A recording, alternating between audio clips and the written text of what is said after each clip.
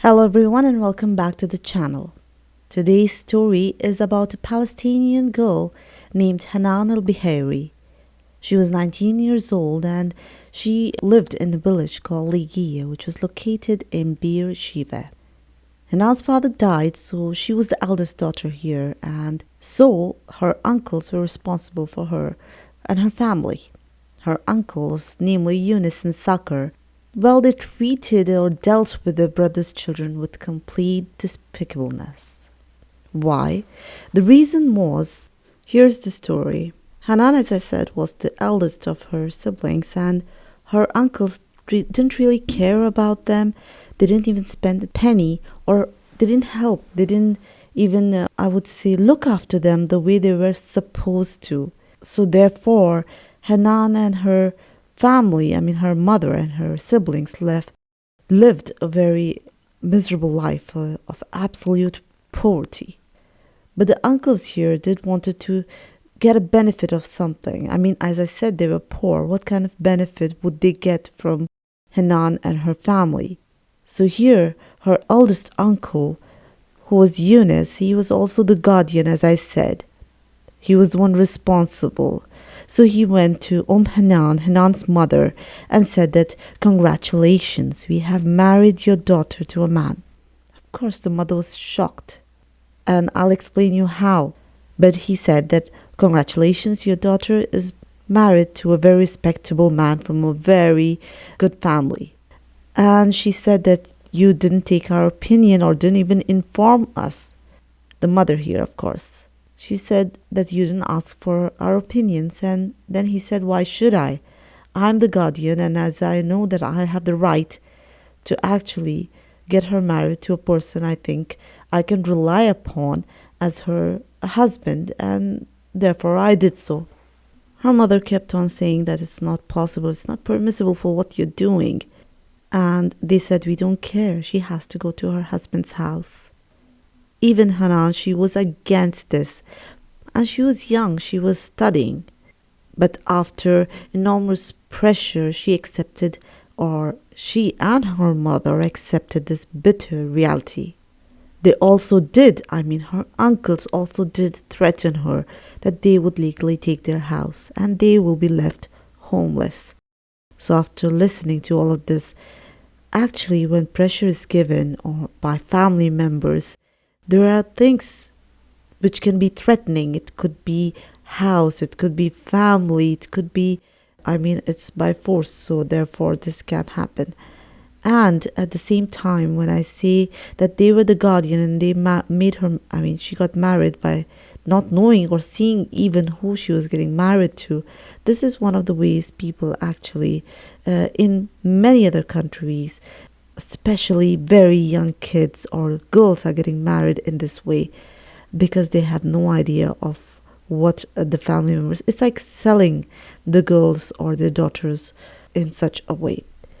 So, therefore, she was afraid. She considered herself, of course, as a victim, but she also thought that she could sacrifice her life or sacrifice herself for her brothers so that they are not left homeless.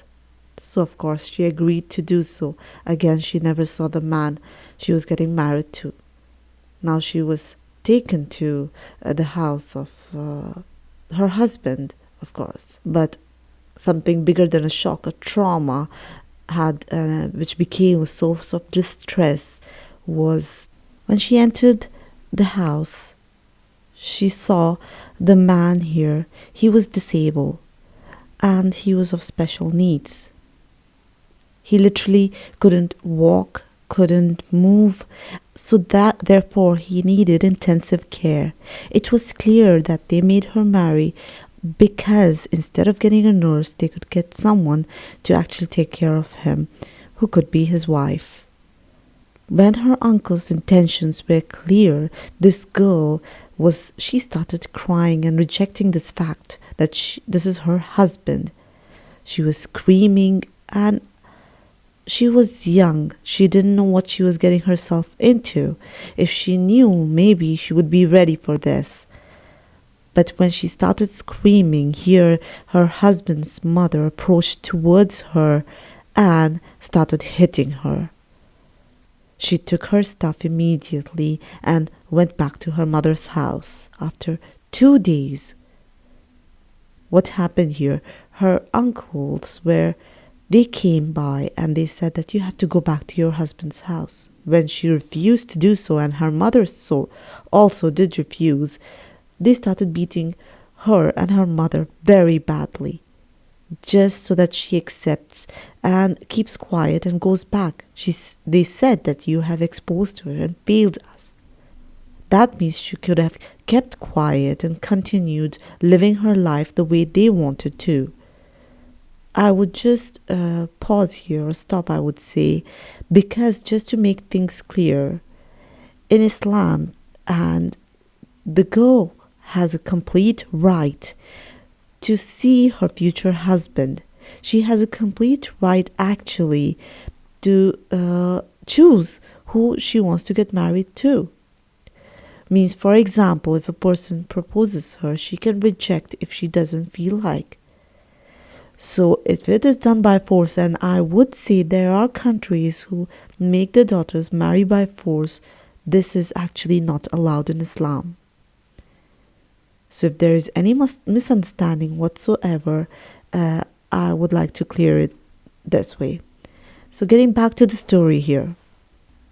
Now, Hanan and her mother were like, we'll do whatever we can, but my daughter will not return or go back to that house.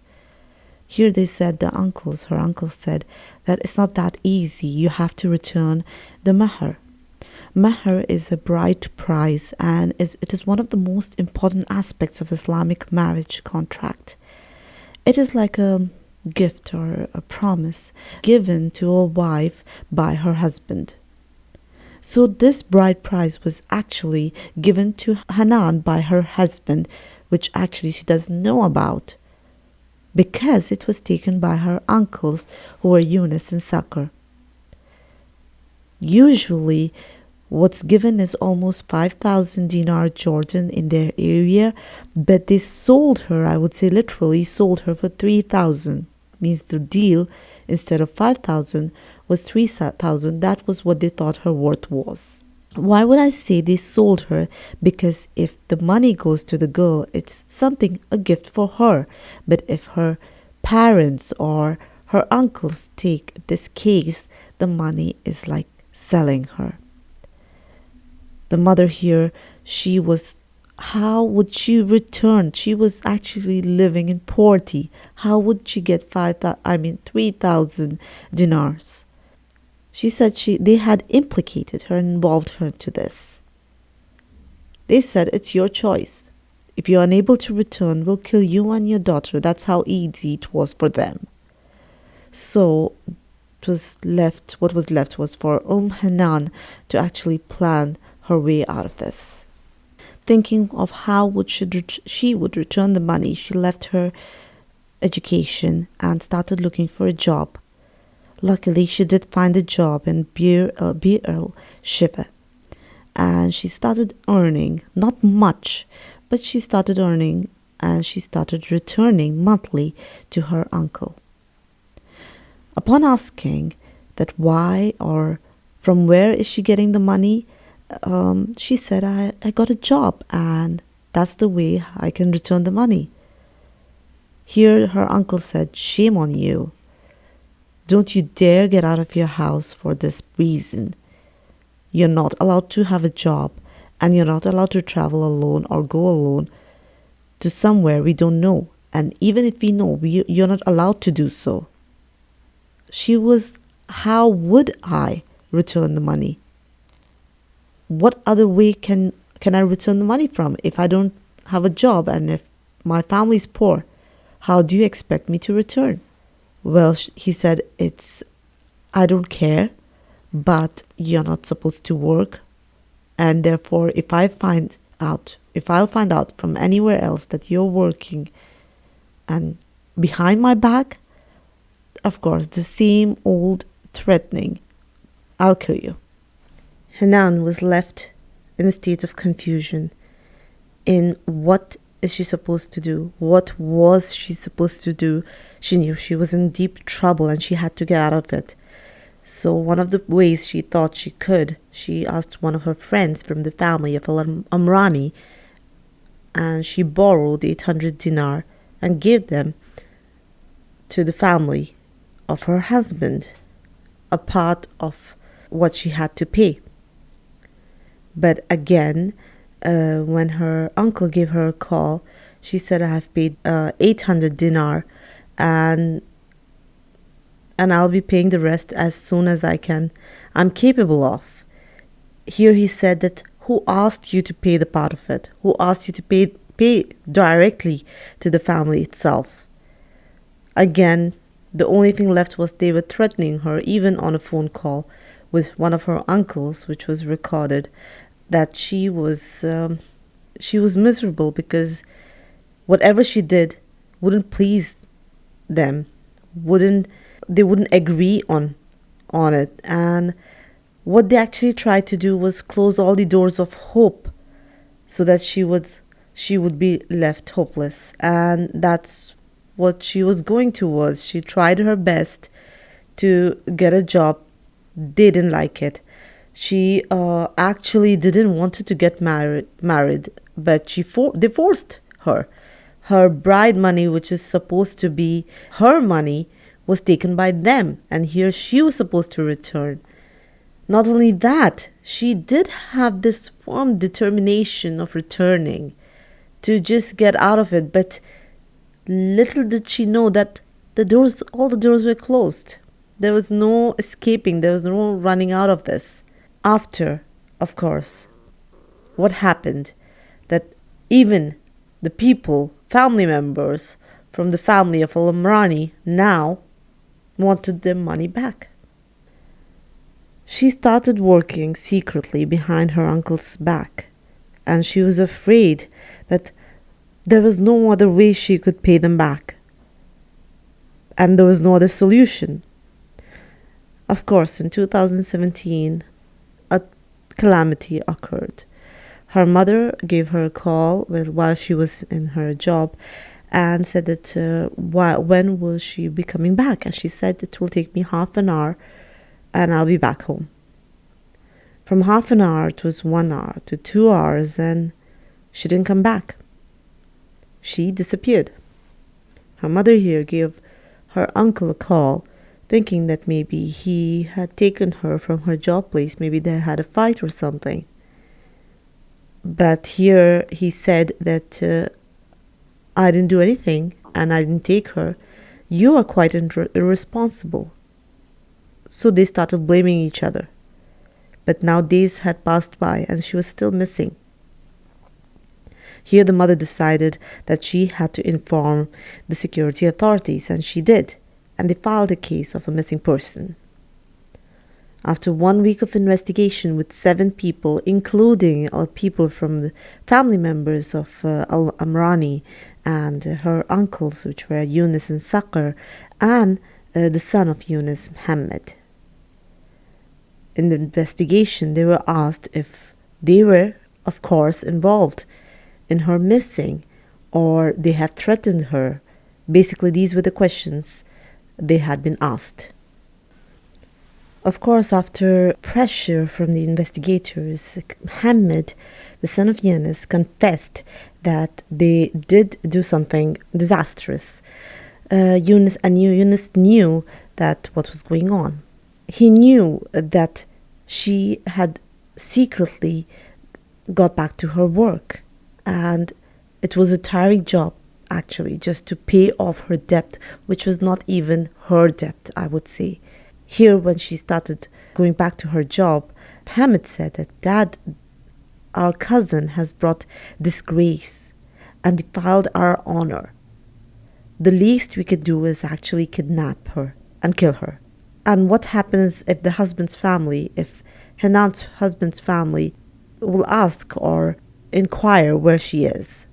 They could say she had disappeared, or she just ran away, and if Al Amrani will ask for their money, they will just give them back. They thought everything was that easy. So the plan was to wait for Hanan outside her house. And she did get back to her house, and it was almost 9 p.m. She got back from work, and here she saw her uncle waiting for her. Before she could enter the house, here he said, "Get into the car, we need to talk." At first she was, of course, scared or afraid of what is going to happen, but it was her uncle. So she did get into the car, and here she thought that she can make them understand that why she's working, or she can maybe, they can resolve the problem between them. Upon entering the car, she thought her uncle was all alone, but here both of her uncles, Yunus and Sakr, were inside the car, including Yunus' son Mohammed. And when she saw them, she knew that something bad is going to happen. And here she started begging. She said, "For God's sake, please leave me alone. I swear whatever I did was to just clear the debt which was on me and my family, and that's it. And I didn't do anything wrong." But they wouldn't listen, and Mohammed actually grabbed her hands from behind so that she couldn't move. And she started screaming, but of course on their way to the region they were planning to go to, they kept the music loud in the car so that no one would actually, and it was night, so they knew that they planned it well. They knew that no one will actually get close to the car or even suspect if something was wrong. Now they took her to a region where her uncle Sakar's house was, and they stopped the car near the house. They got her in the house and started hitting and beating her badly. I mean, 3 men against an innocent girl. How bad can that be? Here Mohammed was holding Hanan and started hitting her and grabbed her neck, planning to actually, break her neck and kill her. When he started to grab her neck and tried to turn it, here she fainted after screaming and shouting for help. They thought she died, but she didn't. And as he grabbed her around his arms around her neck, she fainted, but he thought she died. So he and his father and his uncle threw the body in the barrel, and her stuff, her belongings too. They, I would say, splattered the barrel with the fuel or gasoline and lit the barrel on fire. Of course, it started burning, and here she woke up and realized that she was burning too. Hanan here was burning, and her body was literally melting. She was screaming, but of course no one could hear her. But Mohammed, with the fear that someone would hear her, realized what they were doing, took a rock and hit her so bad on her head, she fainted again. But this time, there was no use. Her whole body was burned and almost part of it into ashes.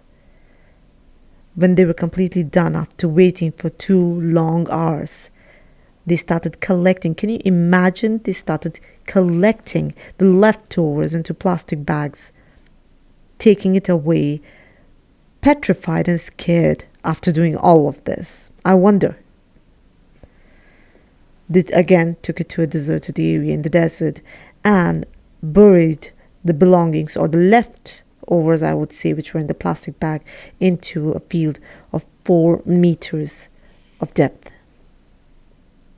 Of course, after confessing, they also confessed that where they had buried the breaths or leftovers of the body during the investigation. Mohammed, his father, and his uncle were set on trial, and they were sentenced on first-degree murder, where Mohammed was sentenced to execution, and his uncle and his father were sentenced to life imprisonment. But after an agreement with the Attorney General, because of the confession, it was reduced, and they were sentenced. Mohammed was sentenced to life imprisonment, and his uncle and his father were sentenced to 10 years of imprisonment. That's it, and thank you for listening.